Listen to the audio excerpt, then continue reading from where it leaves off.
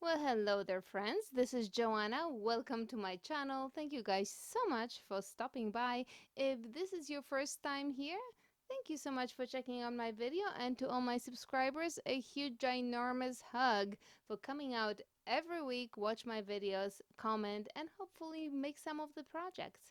And today, it's all about scraps. We cleaning out the drawers. That's what we're doing. So grab that cup of coffee and relax, and let me show you how I created these pendants. Okay, so scraps it is, and you may recognize these. These are from few weeks ago, the champagne and the white. And I'm also going to use some scraps of suede and pearl. That's from a different project. And I'm going to roll that out on the thickest setting of the pasta machine. It really doesn't matter. I'm just going to be slicing those anyways. But those are the colors that I am going to be using today. And I'm going to try to cut my scraps in the long strips. So it's all about strips. Usually I do just chop, chop, chop. Not this time around. I'm just going to make strips. Now that champagne color, if you have not watched my videos, and you should because that was a quite fun video, um, I got it by mixing some gold, bronze, silver, and graphite. So I had some leftover of those and I just mixed those and I got this really nice champagne color. I don't know if you would call it champagne, but I call it champagne. And if you see me looking at the blade, it's because I'm always confused. And you guys caught me so many times cutting with the dull side of the blade and I'm holding on to the sharp one. I know, it's kind of scary, right? You don't know when I'm going to start bleeding on video. Anyways, I am just slicing those, and honestly, I was trying to get the suede a little bit thinner than the other colors and just mix it in, but it's so warm right now. It was just sticking together, but that's okay. And now, if you don't have those particular scraps, just roll out some colors of clay in different thicknesses and just use that. Maybe you want to have white a little bit thicker and gold a little bit thinner, and then in between you want a different color and so on and so forth. I think that it's all about, I think it really does add make a difference when you have the different thickness of layers in those little stripes. So after everything is sliced, I am going to still try to keep those like running one direction. At this point, I really wasn't sure how this was going to come out because I very rarely do any trial runs. It's just what you guys see is pretty much what I get. Um, and that's how it was with this one. I just didn't know what it was gonna be like. So, anyways, so I'm going to just first put them all running the same way or somewhat, and now I'm just going to squeeze them and make sure that they come together as one brick because I'm going to be slicing them in just one moment.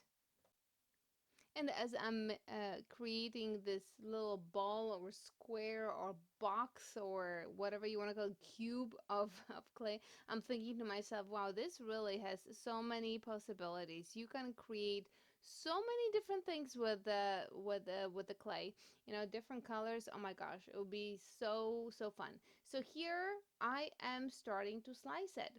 I'm gonna slice it lengthwise, kind of, and I'm just attaching my little slices together in a longer sheet because I am going to use my round cutter to try to cut a circular pendant.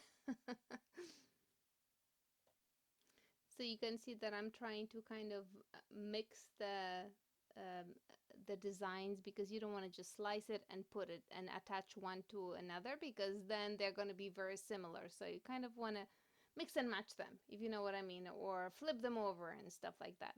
So now that I have one little sheet and it fits my little cutter, it is time to create the background. I just rolled out a piece of white clay and I'm going to place it on my white clay. The white clay is on number 3 of the pasta machine.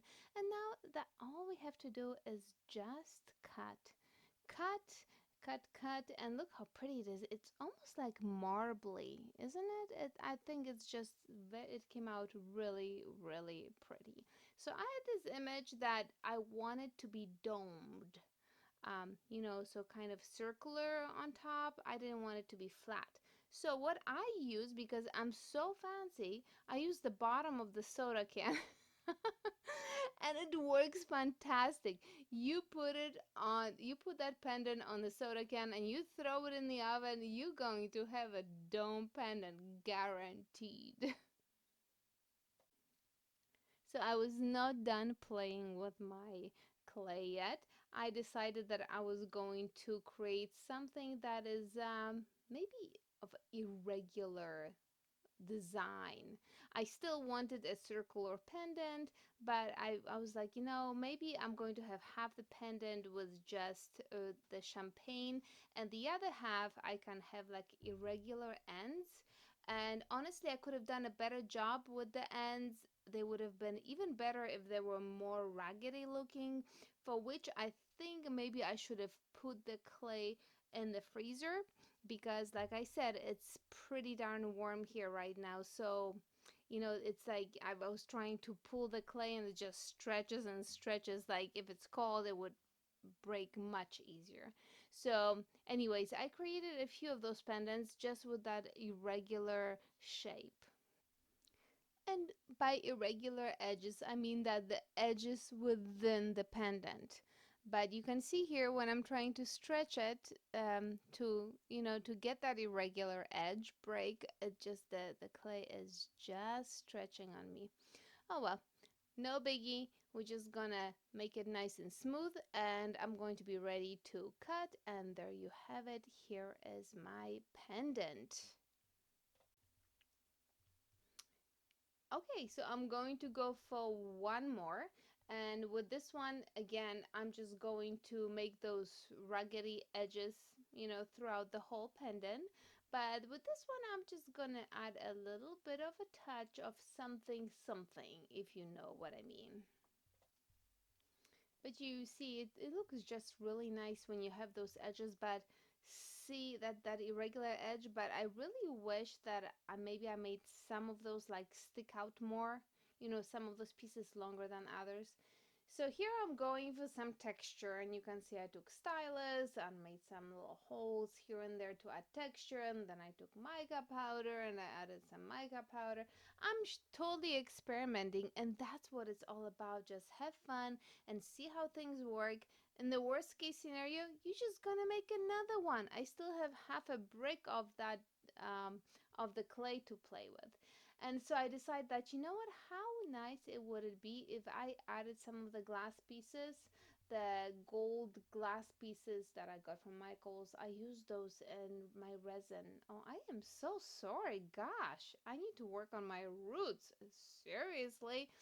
Um, no, but I was just trying to pick out the smallest pieces. I got this whole thing, this whole bag of the gold pieces at Michael's, and they are great because I use them in pendants. I use them in my resin coasters. Those are absolutely fabulous, and also resin pendants as well. So I decided that I was just going to add a few of those to my pendant, and then I just continued on and on and on, and I couldn't stop. And sometimes I feel like, okay, sometimes less is more, but I just couldn't help it. I just I just put those little piece of gold glass throughout the entire edge and then some. Well, here I am. I'm just squishing them in just a little bit so that they sit there nicely. And you know for sure that I'm not going to add resin to that one. That one is ready for the oven, but no, it's not going to get any resin. It's just going to be polyurethane. But before I did that, guys, I took some actually gold mica powder and I added gold mica powder to it because I thought that it would go better with my gold little pieces. So, what do you think? It came out pretty nice, huh? I really love all those shiny pieces in between the white. So you have that flat white and then you have this little shine, whether it's my, the suede and pearl, or, my champagne. It looks just so darn nice. I really, really, totally love those pendants. Well, make sure you guys let me know what you think about those puppies.